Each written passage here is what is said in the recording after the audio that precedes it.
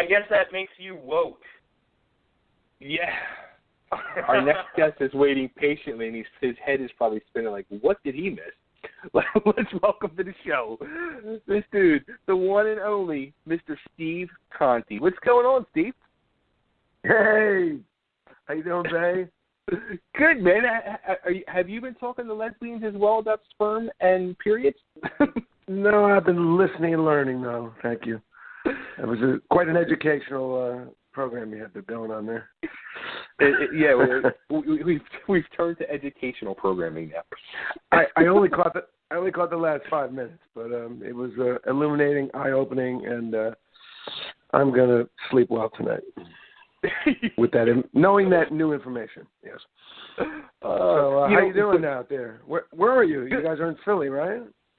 Philadelphia, yeah, right outside of Philly. You know, it's kind of crazy. Like, I was thinking to myself, you know, as I started going through and, you know, investigating, putting some questions together and all, I'm like, oh, shit, I remember I actually met Steve Conte when you played with the Dolls at the arena. Trocadero? I forget what it was. Not at the Troc. Trocadero? I saw you at the Troc. I saw you at the Troc with Michael Monroe as well, but you guys played a place in South Philly. I think it was like Valentine's Day or Valentine's night or something like that. I remember it was Sylvain's birthday, and because he's born on Valentine's Day, and it was 2008, and it was like a boxing ring or something. Yes. It was like a place that did boxing. I don't know if it was a boxing ring. Boxing, we weren't playing in the middle of the ring or anything with gloves, but it was like a boxing hall or something. Yep. Yeah, I do remember that. And I was going South Philly? trying to find South Philly. Yep.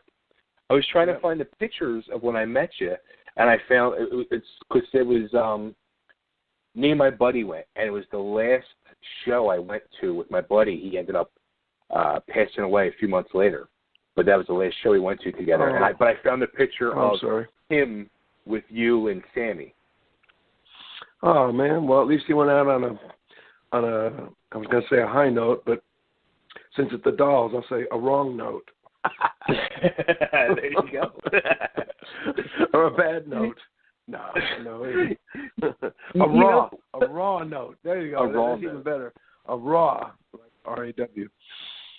But that was something you kind of changed, though, with the Dolls. When that album came out of original stuff that you guys did, it was like legitimate Dolls. It was like the sloppiness was no more. It was like a real rock and roll band. That album was amazing, and I'm just like, it changed all the wrong notes to the right notes. Well, thanks. I mean, you know, diehard Dolls fans could argue about that and say, yeah, it wasn't the way it used to be. But of course, I mean, hopefully, even if, you know, Johnny and Jerry and everybody were still alive, maybe they would have gotten better, you know, from when they were 22 or 25, however old they were, and you know, they would have been in their 40s or 50s then. You know, they might have improved. Who knows? But I mean, we you know, I played as simple as I could, you know, and you know, I loved the band and I loved what I was doing. And I love playing that way, but I can't pretend that I don't know all the stuff that I know. You know what I mean? Right. I mean, those guys were playing at their highest level that they could play.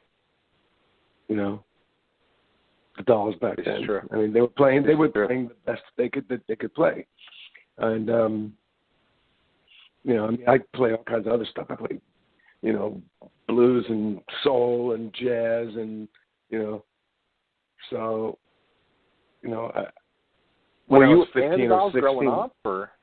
No, you know, I wasn't. I was like more of a Jeff Beck, Jimi Hendrix, Jimmy Page. You know, I wasn't a Johnny Thunders fan. So back then, I mean, I am now, and I have been since, you know, joining the Dolls. And but no, I was more into like players. You know what I mean? Like, right. You know, guys, the guitar players. That's who I was into. Sure. I wasn't so much into like the guy who looked cool, even though, I like guys who look cool. I like Joe Perry. I liked, Ace. I liked, I think Page looked pretty cool. Beck, they all looked cool. But the playing was the first thing for me. It wasn't like about a punk attitude or, the clothes or anything like that. Right. That wasn't first. Could you ever picture yourself being that in that era of the Dolls in the early 70s, like with that whole glammed out look to the max? Well, that wouldn't have been such a problem, but first of all, in 1972 when the Dolls came out, I was a child, so that wouldn't have worked out too well. But just say I was their age, and I wasn't that kind of guy. I wasn't like the do-it-yourselfer. Those guys were the Little Rascals of rock and roll. Right. Oh, let's do a show. Oh, I got my sister's clothes. We can rent a ballroom in a hotel. They really they invented, how to do indie rock in New York City. Yeah. There was no rock scene at that time. And, I learned, I was only a kid then, so I've had to catch up on this history. And I was told this by a lot of people. Lenny Kaye, if you know who he is, from Patti Smith. And he says, before the Dolls, there was no rock scene in New York. It was like, there was the Young Rascals, who were from Long Island or somewhere. But there were really no rock bands in New York. So, wow. So they sort of invented that. And I was more, I was like, my mother's a jazz singer. So, I was listening to her Ella Fitzgerald, Billie Holiday records. And I grew up with Chuck Berry and Keith Richards, luckily. So, it was easy for me to step into the Thunder's world because that's pretty much who he emulated, was Chuck Berry and Keith Richards. That's where we overlapped. Then beyond that, I was into all the weird Jimmy Page tunings and, psychedelic, fucking Arabic stuff and, Jeff Beck's craziness and jazzy things. And so, I wasn't that kind of, bohemian, live on the street, kind of guy. But, although, I was, by no stretch of the imagination was I, a rich kid or anything. I came from the, the usual broken home that most of the 70s kids, had. And, we had a tough time. My mom was raising 4 kids and, singing in Holiday Inn lounges to pay the rent. And, it left me a lot of time at home alone with my guitar. So the guitar was my friend, and all the rock stars and the posters on the wall in my room were my mentors. My dad left, and those guys became like my father figures. Chuck and Keith and Page, and so that's like it actually was New Year's Eve. I guess you released the single early December, and I had never heard any of your solo stuff or anything, and I saw the posting on Facebook. You put it out there, and I'm like, all right, let me check this out, because I saw the picture of the pink vinyl, and I saw Rockaway, and Rockaway Beach was always my favorite Ramones tune. I'm like, all right, let me check this out. And I was like, oh, man, this is a freaking hit. I loved it instantly. And then, a few weeks go by, and I'm scrolling through Facebook. I'm pretty sure it was New Year's Eve, and you had posted a picture of you and your brothers and sister, I think it was, and your mom was like on the side of the stage, and you're on stage playing. Oh, yeah. And that the picture just, was just soaking it in, and it just kind of blew me away. I was like, and reading what you wrote about it, and I'm like, his whole family is just musical, and at 11, 12 years old, you started backing up your mother, like you're saying, playing in hotels. That's just mind blowing, man. That's just so interesting. Yeah, that's the way it happened. I mean, my mom had to go back to work, and when my parents split up, and she had interrupted her singing career. She made a record when she was 18 years old, and then she got pregnant. She got pregnant with me when she was 19, and there went her singing career. But she did cut one record in upstate New York.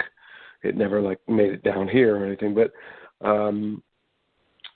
so when she had to go back to work, she was like, "What can I do? I've just been spending the past 10 years raising 4 kids." Right. I think she tried to work at a diner, like a cashier, and she tried a couple things, and it just was not happening. She was like, "I have to go back to singing. That's what I do." So she went back to playing Holiday Inns and nightclub lounges and stuff, just to make money. It wasn't like an artistic thing at first. Sure. But she ended up doing a lot of really cool jazz clubs later with famous jazz players. But at first it was just pay the rent. And when we got old enough, I was just 11 or 12 when that was happening, and I wasn't old enough to go and play with her, and I wasn't good enough yet. When I got to be about 14, 15, 16, I was starting to play gigs with her, and it started out in the 70s we had these folk masses. They were just starting to allow the guitar to come into a church. It used to be just the organ, No, we can't, it must be the pipe organ, And then in the 70s, all of a sudden everyone was strumming guitars, and Peter, Paul, and Mary and all that kind of crap. And people would hire us to play their wedding ceremonies. So I would get up there, back my mom, she would sing, and we would do whatever, John Denver, whatever trance people wanted, And that was and I would get paid. And those were my first gigs, 14, playing guitar behind my mom in church. You had to learn where the tempo was, where to come in, where to end, where to start. I got my professional start backing her up. And, you learn I learned how to accompany a singer. I always wanted to be a guitar player, but, having your mom as the singer you're working with, it's not like hanging out with your friend, who's a singer. Right. Your mom will scold you if you're not doing it right. So I jumped right into the deep end, and and that was my start. And then as we got older, my brother and I would play clubs with her, and jazz clubs and rock and roll. She would do everything. In the 80s, we would do besides her Billie Holiday, that was her big thing. She was really into that style of stuff, that jazz from the 40s, 50s. Right.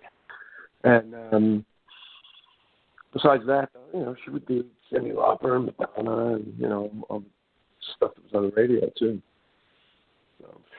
So in the 80s, then, with the whole rise of the hard rock and scene or the hair band scene, whatever. So you were never into any of that. Then it sounds like. Well, no, I wasn't into metal and hair bands, but I did have a band called Company of Wolves that were signed in '89 to Mercury, and our record came out in '90, and we were just a regular, straight up rock and roll band, like the Georgia Satellites were our favorite band. When we came out, we wore jeans, boots, T-shirts, and the label was like, hey, we can't really get you in any magazines, man, because you're not metal enough for the metal magazines, and you're not pop enough for the pop magazines. And we're like, man, we just play rock and roll, like Georgia Satellites, like Creedence, AC/DC, and we didn't want to be anything fancy. But, as time went on, we went out on the road. We met girls. They owned boutiques. They would take us back and give it, oh, try this purple psychedelic shirt. Yeah, and now it's this headband. And, next thing you know, her hair got longer. And then people started mistaking us for one of those kind of bands. But, we really, as heavy as we got, was like, a bluesy, Aerosmith or Zeppelin kind of thing. But we weren't like, Kiss or right. Warrant or, any of the, I actually liked Kiss, but, we weren't like Warrant or Poison or any of those kind of bands. Yeah, check it out, Company of Wolves. We actually had one record on Mercury, and then we have a bunch of indie records that came out after we left the label. And it was a great band. Keith Brewer, who's actually in the Philly area now. I want to shout out to him if he's listening. He was the lead singer. He and I wrote all the songs together. My brother was on bass, and Frankie LaRocca was on drums, who passed away about 10 years ago now. He was a great drummer. Oh, jeez. Brian Adams and John Wade and Scandal and all these nice guys in New York. Yeah, so, but I wasn't into the Jovi kind of thing. I mean, I grew up in Mattawan, New Jersey, where I went to high school. Okay. And John, grew up, Bon Jovi was like one town away from me in Sayreville. And, I knew the keyboard player, David Bryan, okay. He calls himself David Rashbaum, is how I knew him, to school together. And he used to try and get me and my brother to come and, hey, man, you got to come jam with my friend John Bon Jovi, His uncle owns a power station. He's going to be big someday. We're like, get out of here. We're like, we're gonna be jazz musicians, man. Go away. But so in the '80s, I wasn't. I only liked. There was a period there in the early '80s where the only rock bands I was really into were the Police, the Pretenders, and XTC. Gotcha. And, I still had all my Zeppelin records and Kiss and Stones and all that, but I just thought those three bands were like the most musical that I could, I could listen to them along with John Coltrane and Charlie Parker and Miles Davis and everything else that I was listening to and trying to learn. Blah, blah, blah. You said, all right, so go ahead. You said about your mom had did an album. Have you ever gone back and redid any of that music that she did from that album? Well, she did a single back in the late 50s. Yeah, must have been the late 50s. I've actually played one of the songs. Actually, I've played both the songs. But they're standards. They're not songs that she wrote. The jazz standards. One was My Baby Just Cares for Me, that Nina Simone made popular. I played that live. And Angel Eyes, which Frank Sinatra did a great version of. And I love that song. Cool. And I just kind of played that when I got home. I haven't played a gig. I played that as a gig. But then my mom did my brother and I found some old tapes of hers a couple of years ago, and for Mother's Day, we made it into a beautiful CD package, and we gave it to her for Mother's Day. We released it on my label, and it's called But Beautiful. Yeah, it's called But Beautiful. It's a really gorgeous record cover. It looks like an old Blue Note jazz album cover, and it's 7 tracks. It's from the early '80s, but it's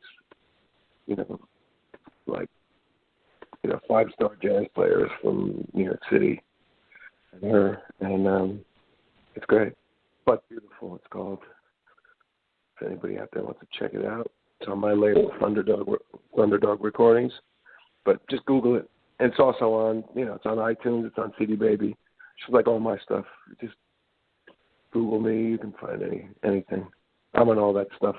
Like your lesbian friend was saying. Twitter, Instagram, Facebook. So it sounds like when you hooked up with the Dolls, you really went like a total different direction, and things like really, I mean, from the Dolls to Michael Monroe, like that whole world was something that was really kind of like not on your radar, it sounds like. No, I mean, before I joined the Dolls, and I mean, of course, jumping to Michael Monroe after the Dolls was logical because Sami Yaffa, who was in the Dolls with me, was in Hanoi Rocks, and he just went back to play with Michael, and he pulled me in. But yeah, I wasn't, that world wasn't something that I was looking to get into. Once I was in there, I was like, hey, this is something I never checked out before. I'm having fun. Right. As long as it's fun, I keep doing it, When it stops being fun, that's when you got to stop. So, but, before that, I was playing with, I had worked with, right up until the time I was in the Dolls, I was working with Paul Simon. You can't get further away from the Dolls than Paul Simon. Right. And I was singing for Paul. I was like basically his stunt voice during rehearsals. When Paul didn't want to sing, I would sing the Paul Simon songbook, and he would say, wow, I'm going to take a break. You sing Bridge Over Troubled Water, or Mrs. Robinson, or Get a Million Hits. So I had to know all the songs, and that was the gig I was doing right before I got the call.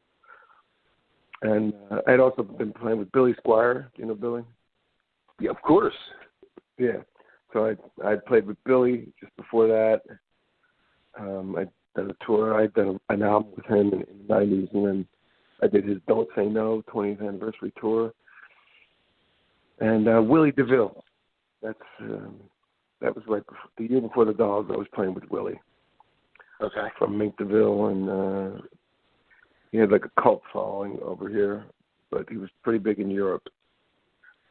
Amazing artist, great singer. I mean, him and Thunders would have been, they probably were pals at one time. They were both, right. They both liked to stick stuff in their arm.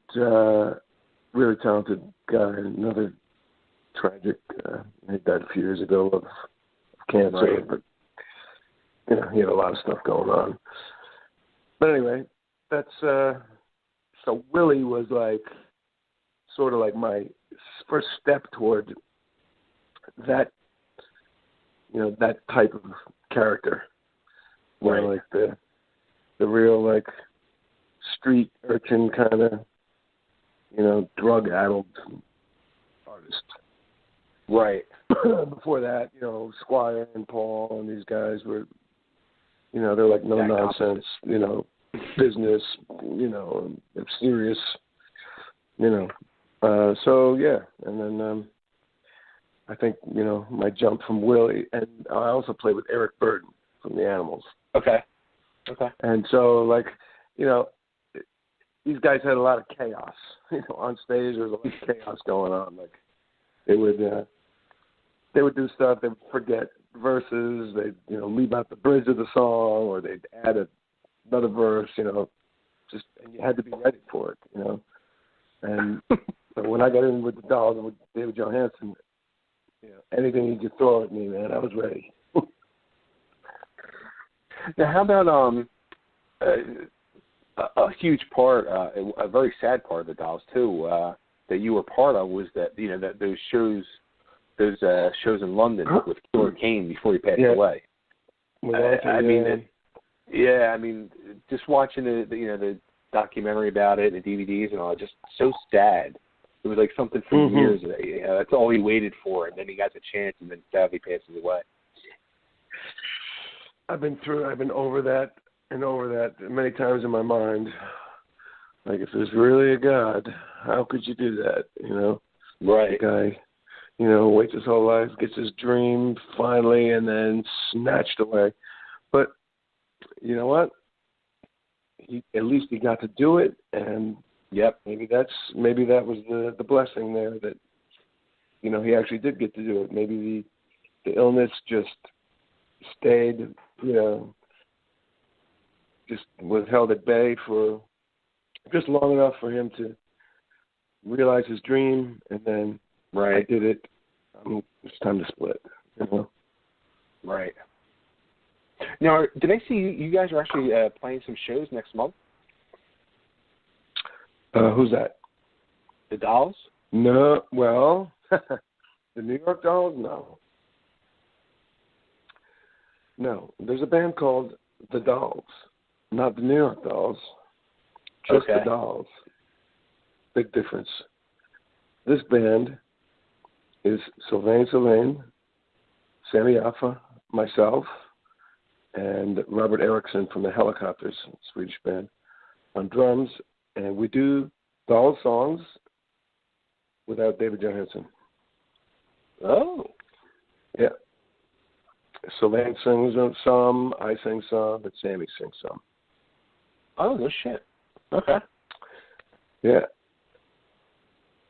Interesting. But we're only playing in Japan right now. Playing in Japan in February, and then, well, it remains to be seen what will happen after that. But we'd love to do more, and you know, by the interest that I can see is brewing, I think we'll get some offers. So I guess David doesn't want to do it no more, or David and Sil, I don't know. They haven't worked together since the band split up in 2012. Right. Yeah. After Sammy and I left in 2010, they did one record in 2011 without us, and then they did one tour or 1 year of touring, and then that was it. Man. But I hope David and Sil, you know, mend their fences and get back together. Right. You know, whether or not I play with them, you know, at least, you know, the two of them, I'd like to see that again, even if I was just sitting in the audience, you know. So yeah, but that's unfortunately only happening over there. But I am playing Saturday night, I should mention, in New York City. If anyone wants to venture up, I have a band called Blues Deluxe. We do all the Jeff Beck, Rod Stewart, Faces era Rod, you know, like 68 to 72, like that Jeff Beck Truth, the first couple of Rod Stewart solo albums, Faces. We do all that stuff, and we're doing the whole Every Picture Tells a Story album. It's going to be at the Highline Ballroom on Saturday night.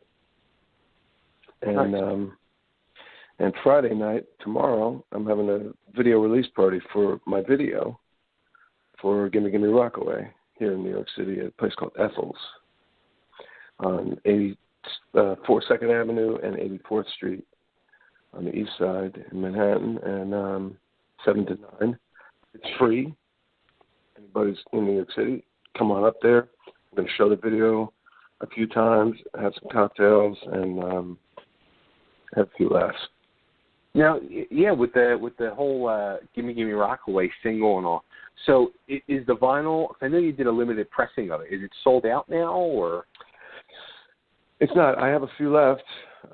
By a few, I probably mean, let's see, we had 200 for sale. And see, Wicked Cool, that's Little Steven's label. They put the record out. Nice. They kept 50 to sell. Okay. And they gave me the rest. And it was 300 were pressed.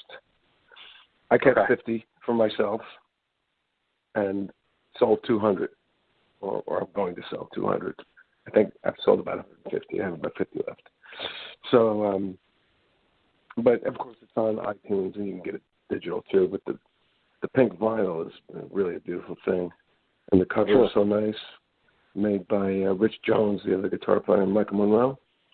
Rich is a great graphic artist, so he did the cover, and it's just a really nice package. So, yeah, I mean that's what jumped out when I saw it on Facebook when you first put it out there was the cover with the pink guitar. I'm like, all right, well what's this? Right away, it grabbed my attention. Mm-hmm. It's actually To be honest, it's actually my white Les Paul Jr. that he colored pink because it looked good, and I wanted to go with the pink vinyl.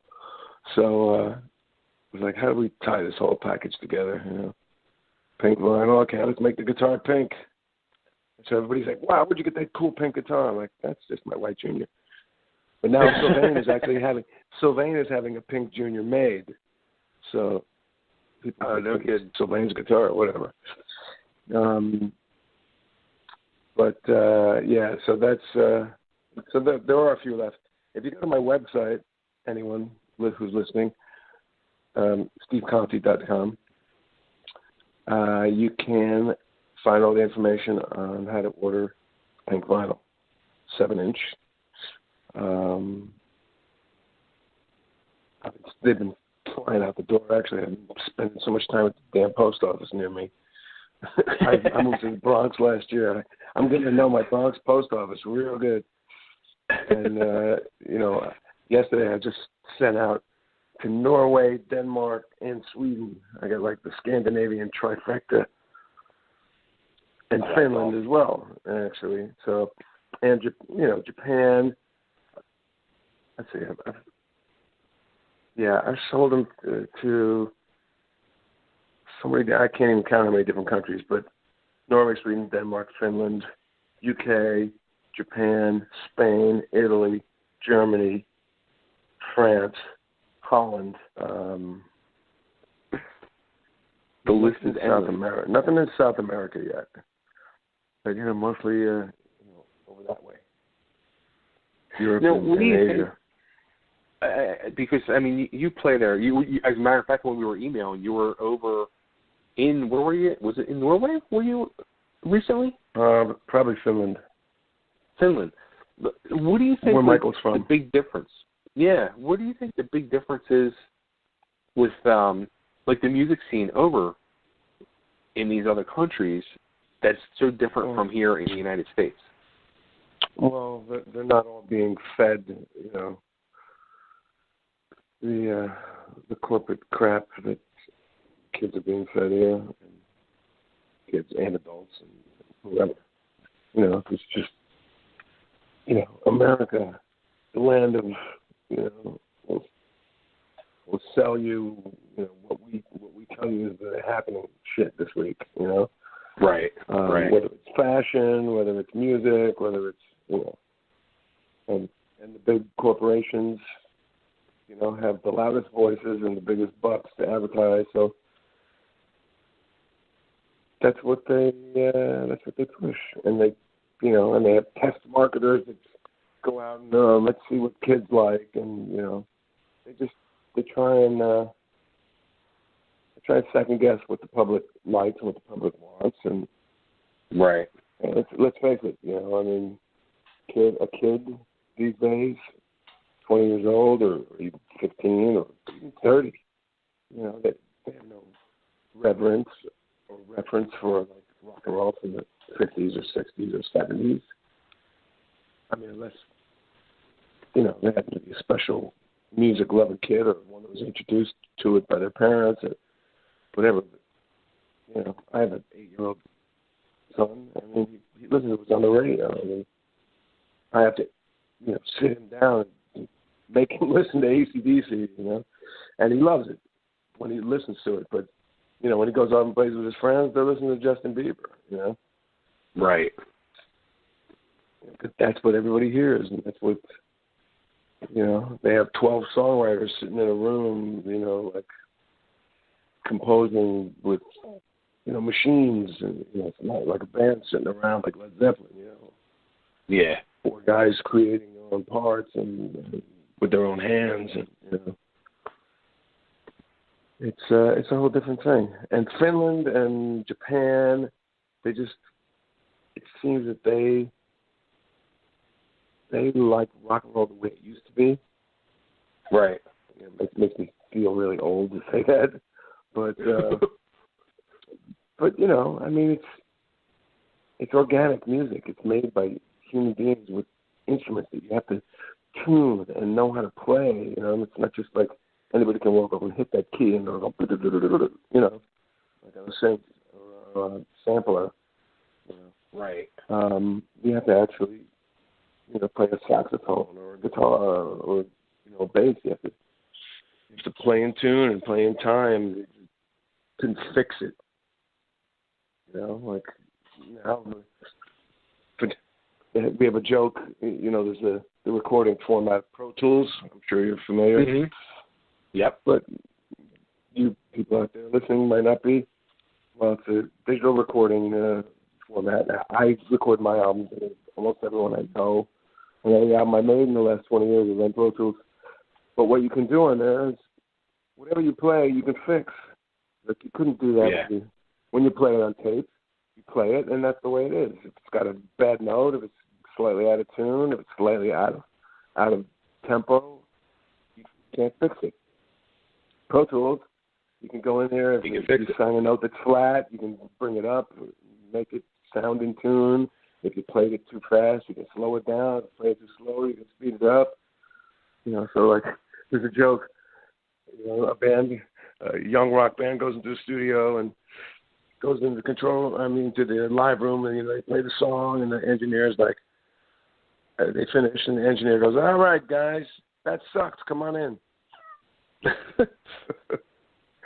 Like, that's it. They can just fix anything. Oh boy. I prefer real music, but that's me. I'm sure there are young people that feel the same way. It's not just an old guy thing. But, right. Someday it's going to be a lost art if people don't keep it going, This is true. It's something I didn't know either, too. I started researching you was you did work on some, like, anime soundtracks and Sonic the Hedgehog stuff. And yeah, I did a lot of studio work. I haven't been doing a lot of it now because I'm going on the road, touring and playing real music, but and writing real music. But that's real music too. But my own music. Those sessions I did were for a really talented composer named Yoko Kanno, a Japanese composer. She's like my daughters both knew who he was. I was shocked. Your daughters knew what? They knew who he was because they're both into the world of anime and video games. Yeah, that's Yoko. That's a woman, like Yoko Ono. Oh, Yoko Kanno. Her name is. Yeah. Okay.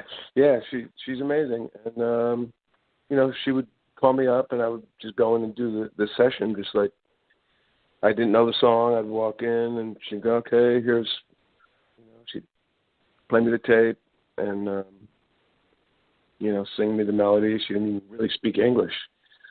We had a bit of a translator there, but it was really a rush, though. One time I sang with a 30-piece orchestra with her, live. Wow. But those kind of sessions don't happen anymore either because of this digital music thing, and don't even get me started on the whole record company and Spotify and all that.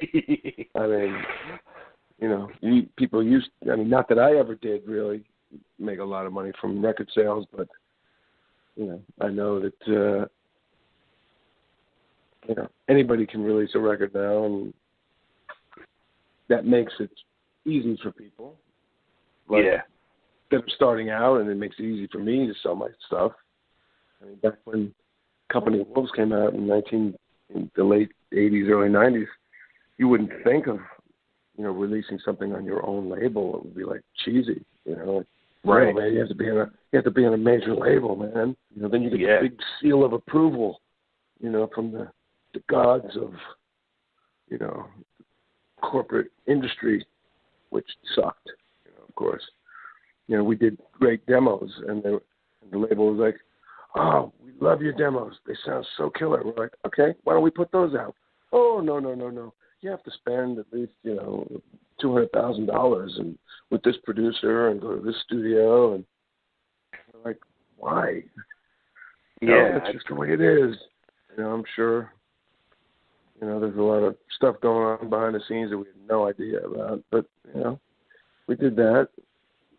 When we got dropped, we found out, like, we owe the record company like $1 million. Oh, jeez. So,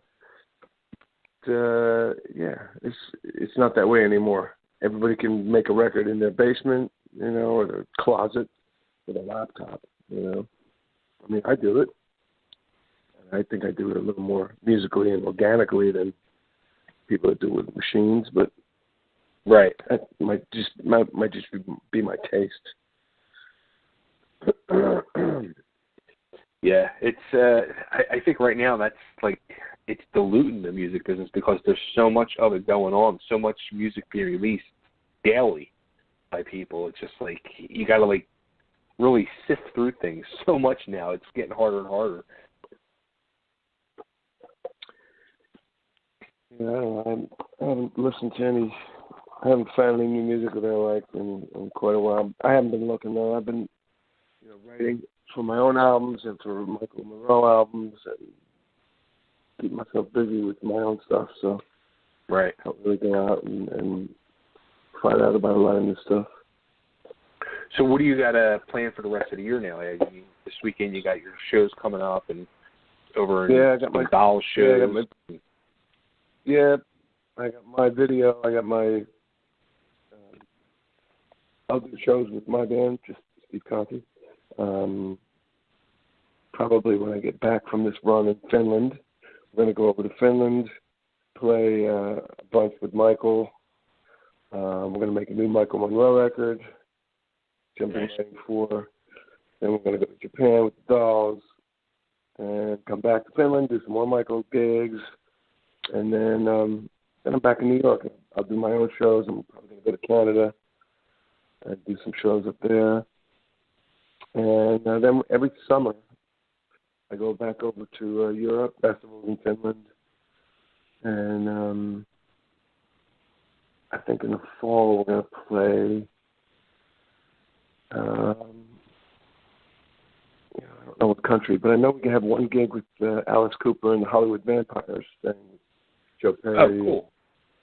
Johnny Depp, and all those crazy people. Right. So that's about all I know for sure this year. Nice. Very cool. Yeah, man. Any coming down to Philly at all anymore? Or I know you guys. Last time I played there was the Boot and Saddle. You know what that is in South Philly? The same guys that own another really big club. I can't think of the name of it. But I like that place. I'd go back and play there. In fact, I need to. So thanks for reminding me. There you go. Yeah, probably do Philly and the Jersey Shore and Boston, Baltimore, D.C. I tend to just, like when I'm doing my own gigs, just stay in like a 4-hour radius around here. Because, right. To go on the road, I think it's cool. Buy a van or something. I live in New York City. We don't own vans generally. Right. You have to rent one, and by the time you pay for the van rental, there's your tour money. So, exactly.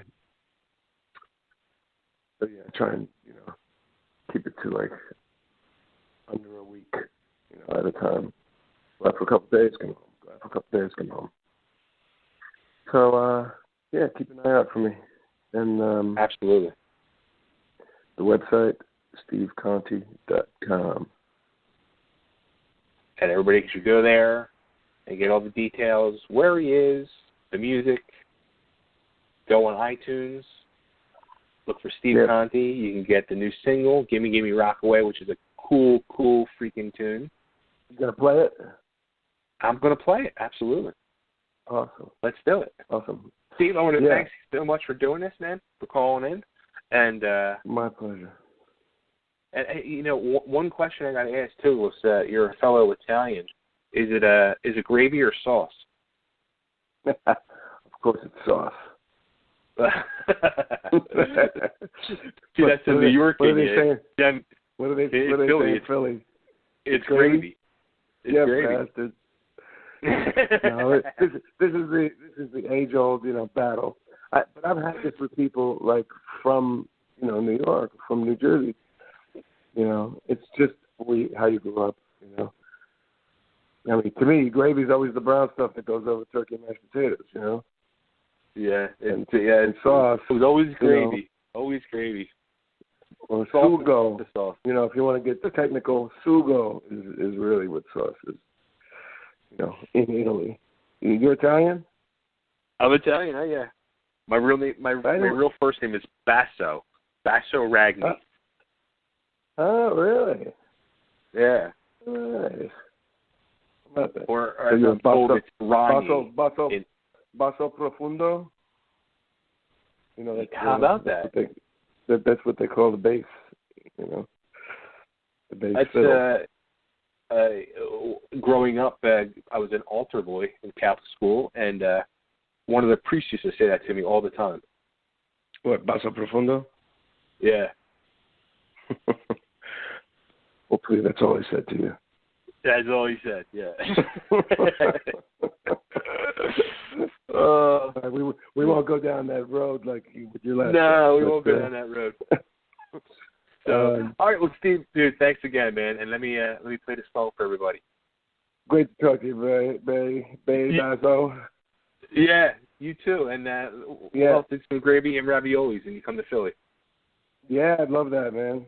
Yeah, keep in touch, and when I come to Philly, let's come out, host my show. Come out and be there and bring me on stage. That'd be great. I would love that. I'd be honored. Yeah. All right, cool, man. Thanks, everybody. Man. Thanks for listening, and see me on Facebook, Instagram, Spotify. All the usual places. Conte. It's not with an I. Good point. Conte. Steve Conte. Check him out. Let's do it. Right, Gimme Gimme Rockaway. Take care. Cheers. Steve.